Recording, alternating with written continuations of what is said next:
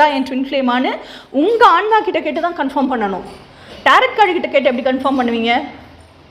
So இந்த tarot card அப்படிங்கிறதே வந்து எக்ஸ்டர்னல் இருக்குது, உங்களுக்கு வெளியே இருக்குது. அப்போ இந்த ட்வின் ஃப்ளேம் ஜேர்னி எதை சொல்லுது? ட்வின் ஃப்ளேம் யூனியன், ஃபிசிக்கல் யூனியனுக்காக தான் இவ்வளோ ஏங்குறீங்க.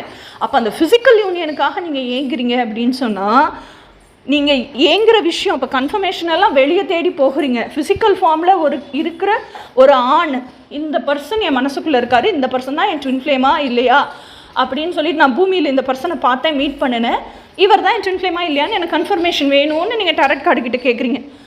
நீங்கள் அப்போ வெளியே இருக்கிற ஒரு ஆண் உங்கள் லைஃப்பில் வந்துட்டாங்க, பழகுறாங்க, பேசுகிறாங்க, இந்த பர்சன் எனக்கு ட்வின் ஃப்ளேமா இல்லையான்னு தெரியலை அப்படின்னு நினைக்கிறீங்க அப்படின்னாலே உங்களுக்குள்ளே இருக்கிற ஆன்மா கூட நீங்கள் கனெக்டடாக இல்லைன்னு அர்த்தம் ஃபஸ்ட்டு.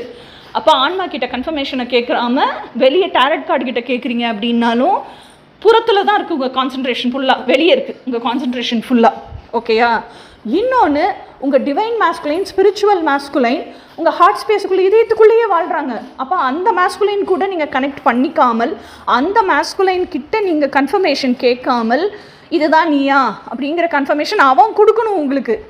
அவன் கொடுக்காம நீங்கள் புறத்தில் இருக்கிற மேஸ்குலைனை, உங்கள் எண்ணம், நோக்கம் இது பூரா வெளியே இருக்கிற ஆண் கிட்ட போகுது. உங்கள் ட்ரூ ட்வின் ஃப்ளேம் அவ கூட இருக்கட்டும், ஆண் கிட்ட போகுது அப்படின்னா அப்போ